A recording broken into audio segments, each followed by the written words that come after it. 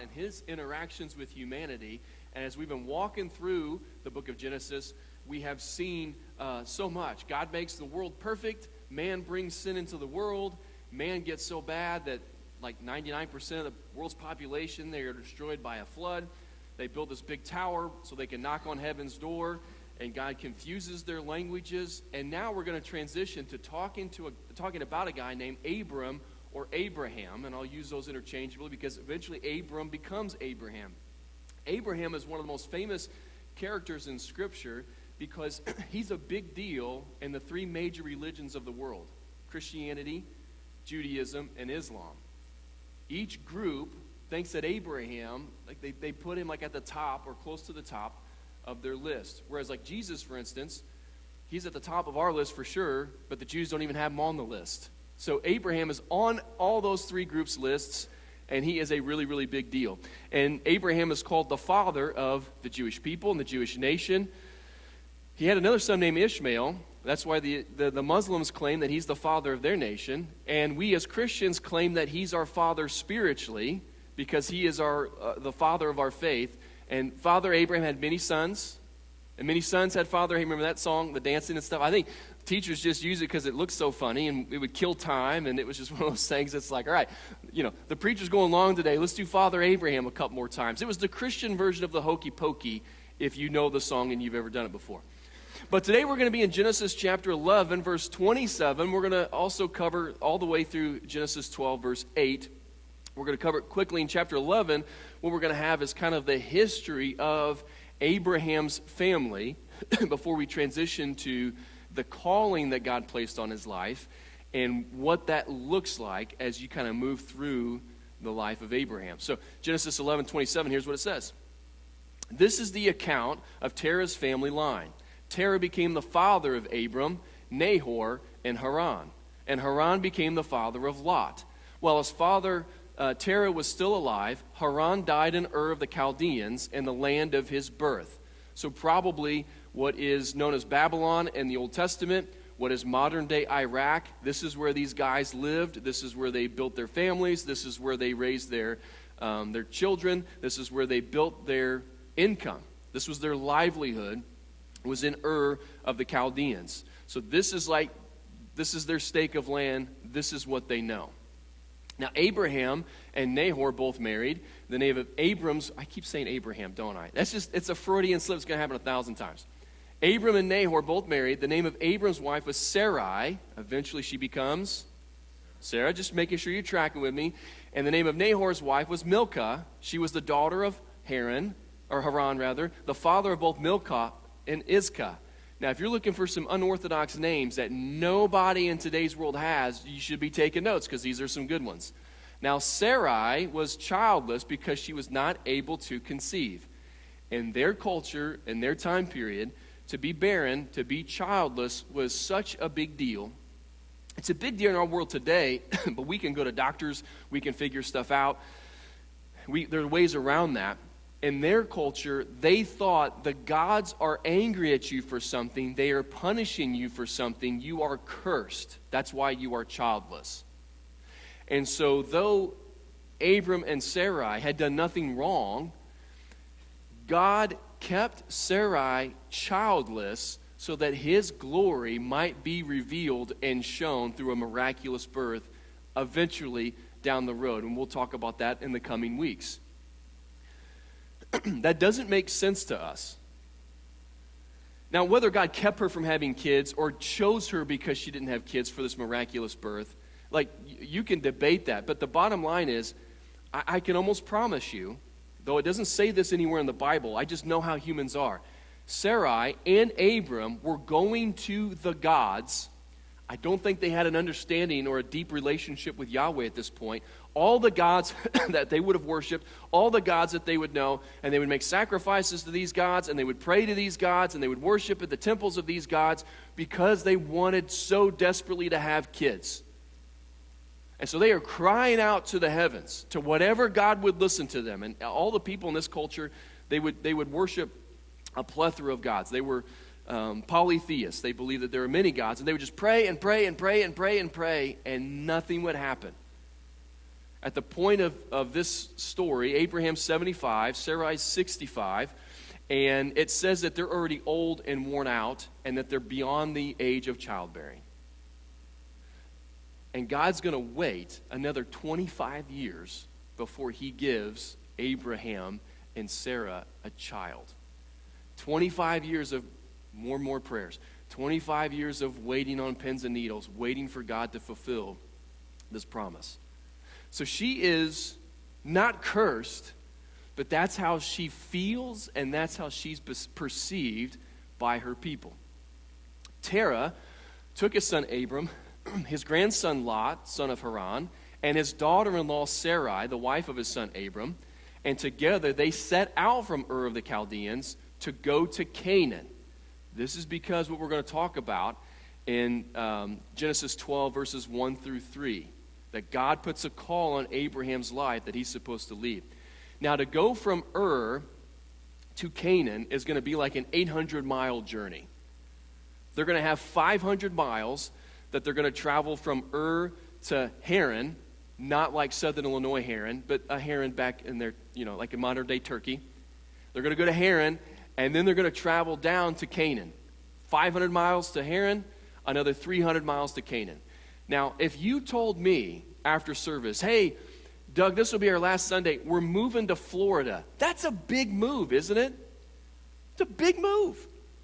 And you have an interstate system, and you can rent a U-Haul or 2 men in a truck or whatever you want to do, hire a moving service, and you can get there, and you can even send your stuff and fly there.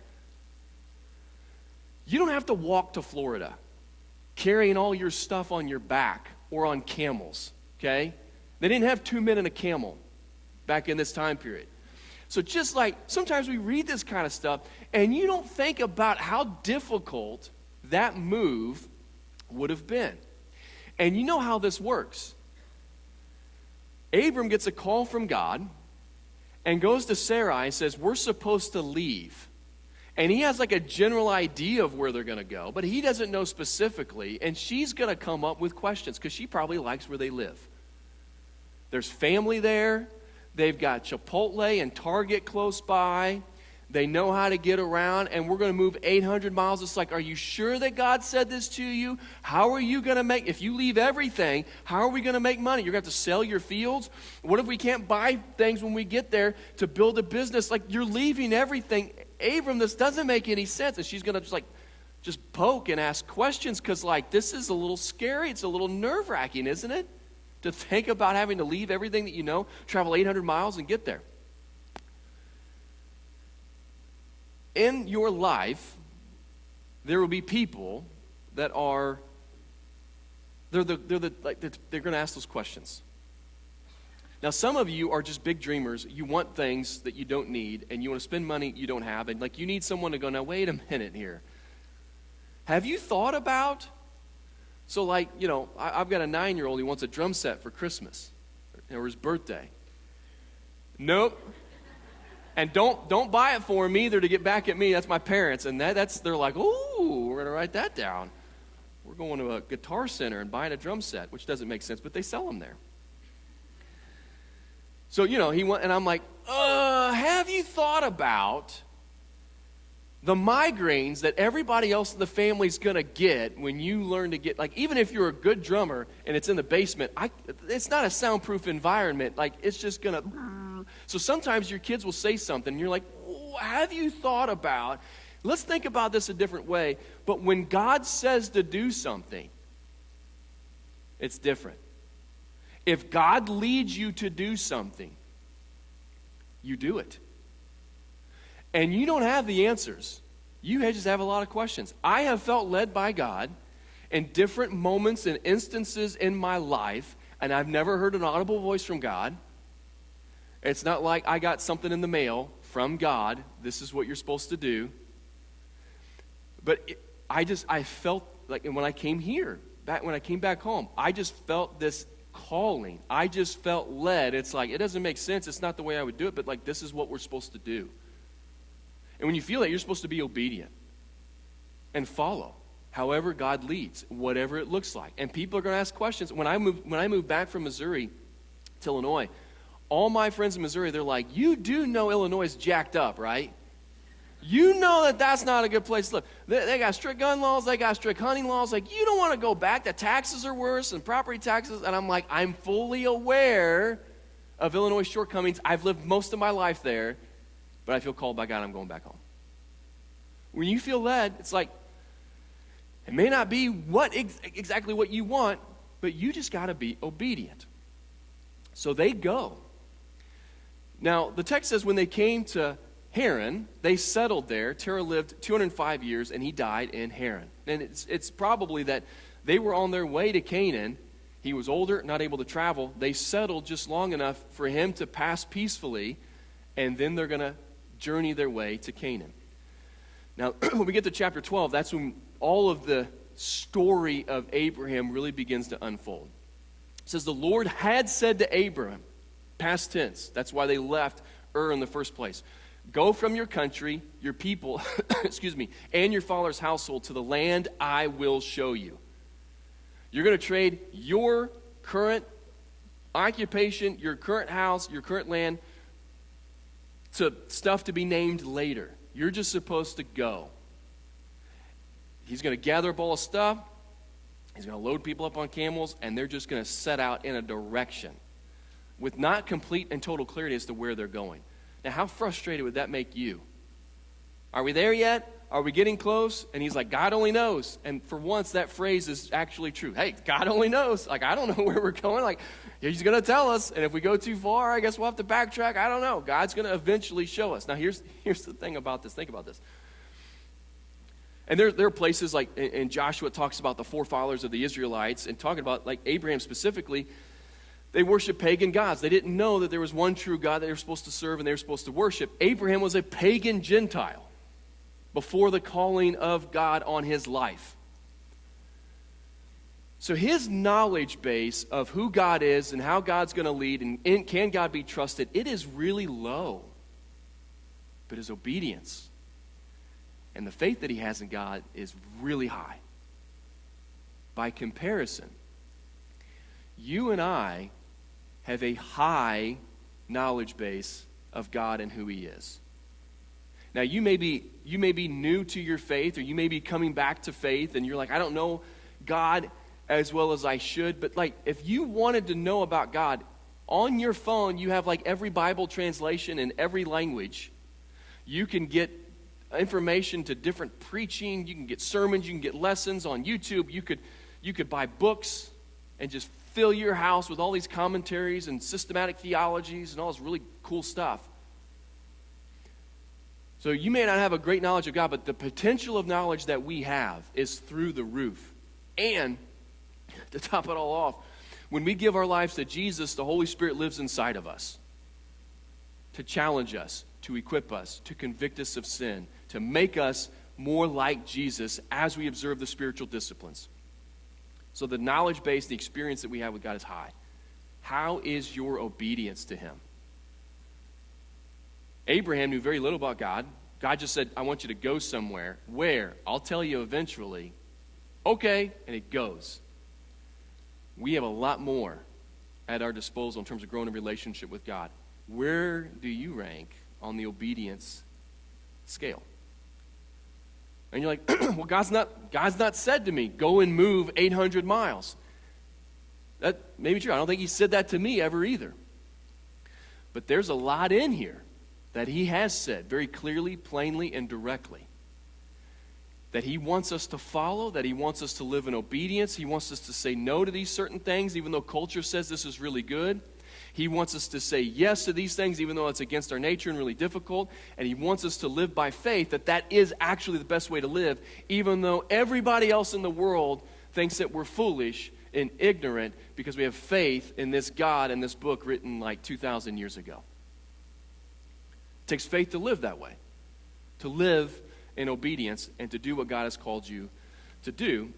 But whether we're talking about Abraham, whether we're talking about ourselves or anybody, there is no better place to be than within God's will, following him to the best of our ability. So it's like, you're just supposed to go. And if you go, I will make you into a great nation. I will bless you. I will make your name great, and you will be a blessing. I think it's funny that the previous section, what we talked about last week, was people building a tower, people building a city because they want to make their name great. They want to make a name for themselves. And God comes down and confuses their language, so they stop building the tower and they disperse over the earth. Here, he says to Abraham, live in obedience to me, and I will make you great. I'll make your name great. I'm going to make you into a great nation. And that nation that he established is still in existence today. That people group that he established is still in existence today. Abraham, for what we can see, wasn't necessarily looking for greatness, but it was given to him because of his faith and obedience to God. Jesus in the Gospels kind of illustrates this principle. He says, listen, if you want to exalt yourself, if you want to make your name great on your own and do it in opposition to God, you will be humbled. You'll be humbled by God, and you'll be humbled by people.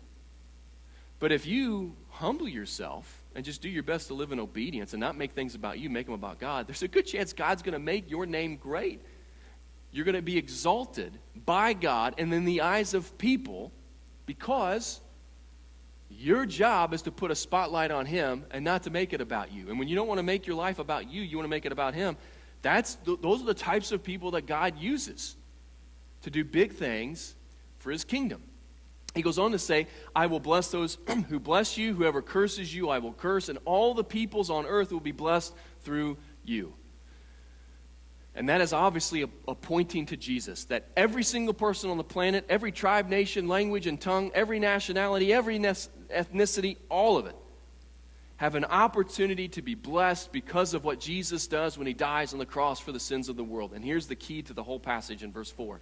So Abraham went, as the Lord had told him, and Lot went with him. Abraham went.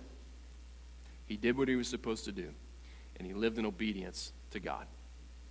Now, Abram was 75 years old when he set out from Haran. He took his wife Sarai, his nephew Lot, all the possessions they had accumulated, and the people they had acquired in Haran, and they set out for the land of Canaan, and they arrived there. So Abraham traveled through the land as far as the site of the great tree of Moreh at Shechem. At the time the Canaanites were in the land, the Lord appeared to Abram and said, to your offspring I will give this land. So he built an altar there to the Lord who had appeared to him. So it's like your descendants are going to occupy this land. Abraham's 75 years old. How many kids does he have? None. So your descendants are going to occupy this land. Abraham hears that and says, praise God, and he builds an altar there, and he worships God where God told him, your descendants, he's like, I don't have any, but I guess the God who's telling me this can figure all that out. Eventually I'm going to have kids, and eventually those kids are going to have kids, and eventually they're going to be a great nation, and they're going to occupy this piece of real estate. From there he went toward the hills east of Bethel and pitched his tent, with Bethel on the west and Ai on the east. There he built an altar to the Lord. He builds another altar, and he calls on the name of the Lord. He worships. He lives in obedience. Now, Abraham's story is filled with issues. It's filled with mistakes. Okay? 2 times he goes into an area, and his wife, Sarai, is called a beautiful woman. And he's like, these people are going to see how beautiful you are, and they're going to say, if we kill her husband, we can marry her. So I don't want to be killed. So just tell people that you're my sister. That way I'll be protected. Who wants to be married to that guy? Like, just think about how that scenario plays out. Wait a minute. You're going to let me marry somebody else so that you're protected? This is all theory. There's a good chance nothing will happen to you. But he was so scared. It's like, okay, so if God's going to do all of this, you don't think he can protect you in this scenario? You got to lie and go around and do all this stuff? So he makes mistakes. He's got his own issues. He is imperfect, just like we all are. But man, he lived in obedience. And as you think about his story and his life, he's called to go. And initially, he's not told where he's going to go. His wife doesn't have kids. She's not going to have kids until she's 90 years old. well past the age of childbearing. And if Abraham, as a young man, could write his story, he would not have written that. That would not have been a part of his plan. But God sometimes goes outside of what we call normal, or outside of the way that we would desire to do things, and he uses moments to bring himself glory and to connect people to him. And sometimes there is ambiguity and uncertainty in our lives, and God can even use that for his glory and for his kingdom. So, and I've told this story before, I'll just tell it really quickly. When I was coming out of high school, you're asked the question, hey, what do you want to do when you grow up? Notice I didn't say, what do you want to be when you grow up? That's not the correct way to ask that question. Because who you are is not what you do. Right? So who am I? I am a child of God. I'm a son of God. I am a husband. I am a son to parents. I am a father. And then I'm a pastor. What I do does not define who I am. God defines who you are. So don't ever ask your kids, what do you want to be when you grow up, as if what they do for a living is who they are. It's what do you want to do? Okay, rant over, tangent over. Let's get back on track, guys. So what do you want to do? Well, I'm 18 years old. I don't know. But I had two paths. Okay? I'm going to either teach math and be a high school basketball coach, following Coach Witzel's footsteps. And the reason I chose math, I would rather choose history, but everybody wants to be a history teacher, and not very many people could do math. And I could do math. So I was like, I'm going to do math, I'm going to coach basketball, or I'm going to be a minister. God, which one? Just tell me. I don't know. Which one? And God didn't tell me. And so I'm like, well, I don't know. I'll tell you what. I have an opportunity to go play basketball at Kaskaskia. I'm just going to do that. And while I was there, I felt the call to go into full-time ministry. And that's when I ended up going to St. Louis Christian College. Why didn't God just tell me when I'm a high schooler, just, God, whatever you want? Why didn't he just tell me? Why did I have to go to Casey before I go to St. Louis? I just could have gone to St. Louis right away. While I was at Kaskaskia, I had a teammate. His name is Josh Weir. Josh was from Australia, mate. That was my best Australian accent. He didn't think it was good either. So he was from Australia. Never been to church. Maybe had heard of Jesus, but never heard the gospel. I spent 2 years with him. I had the opportunity to baptize him. And then he went back home to Australia to then take the gospel to his little part of, on the other side of the world. And his family gets impacted, and his friends get impacted. And it's like, God, why didn't you just send me right? God's like, I got something I need you to do first. And maybe you wouldn't, like, you just want to get right onto the Bible college stuff and learn the Bible. But I need you to make a pit stop first. Because I need you to talk about me to a person who's never really heard about me. You just never know where God may have you and what God may want you to do. And so whenever we live in obedience, it isn't always like a big sign like on the highway. Oh, this is our exit. This is where we're supposed to get off. Sometimes you're like, I don't even know if I'm supposed to be here right now. I don't know if this is what I'm supposed to be doing.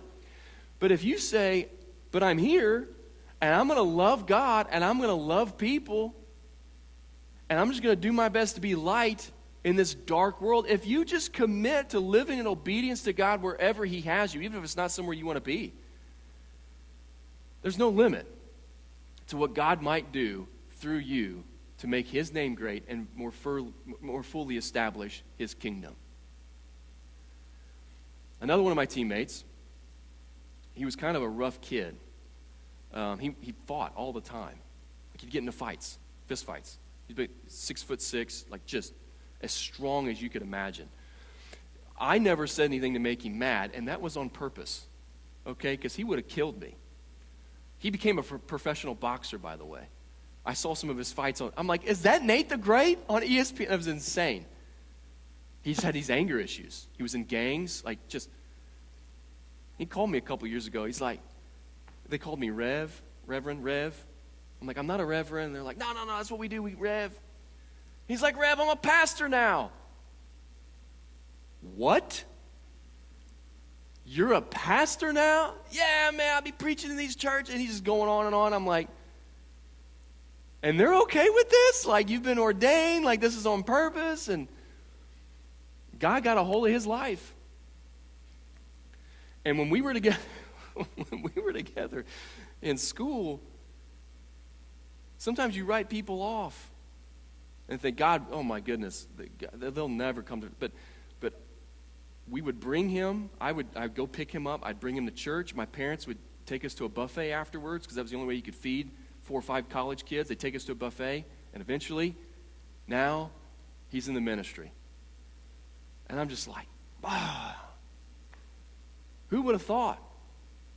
And listen, when I was at Kaskaskia, all these guys were drinking, I wasn't drinking. All these guys were hooking up with girls, I wasn't doing that. Some of them were starting to get into drugs, I wasn't doing that. And they made fun of me ruthlessly for it. I'd get on the bus, oh, church up, Rev's on the bus. Hey, watch your language now, watch your language, we're sorry. And they would just mock me. I was just like, there's nothing I could do about it. But then they would have serious moments where they'd ask me actual deep theological questions. I'm like, this is a serious conversation. And eventually, Nate the Great is preaching each and every week the gospel after being in gangs, getting in fights, all this stuff. So your job is to be obedient where God has you, to live how he's called you to live. And where you go and what you do is not as important as being faithful. And then different moments, he may call you somewhere else. He may change the trajectory in your life in some way. And it may not make sense. It may not be how you would plan it, but just be obedient. Because there's no safer place to be than within the will of God.